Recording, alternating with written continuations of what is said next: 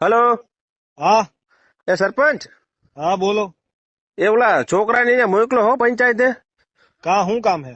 Coupon અને આધાર card લઈને મોકલો છે. હા રાશન તો લેવાનું બાકી છે.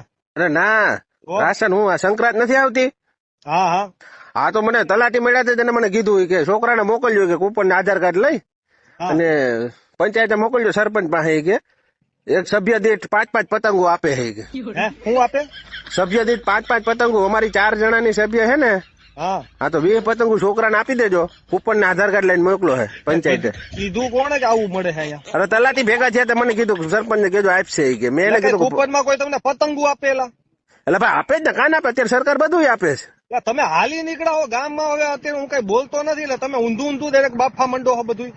એટલે ભાઈ મને લાગે તમારે ખાઈ જાવી લાગે ભાઈ. કઈ ગામમાં સમજ્યા? કોઈ દી જોયું કે કોઈ દી કોઈ કૂપન ઉપર પતંગો આપી હોય? અરે ભાઈ એ તો સરકાર છે, એ તો બધું આપે. ખાંડ, કાંઈ નો ચોખા, આપે. દૂધ, પાણી, તેલ બધું આપે, પતંગો આપે. એમાં શું વાંધો તમને? તમારે કોઈએ દેવી એવી નથી કાંઈ દેવી. સ્કીમ બહાર નથી પાડી. બરાબર આવું કઈ આપતું નથી. તમે હે ને ભાઈ દર વખતે મને કયો કે કૂપન ઉપર ભજીયા આપો, કૂપન ઉપર ઓલું આપો, દર વખતે માગો હો. આ વખતે પતંગ માંગી. ટૂંકમાં તમારે પતંગો ખાઈ જાવી એમ કયો ને.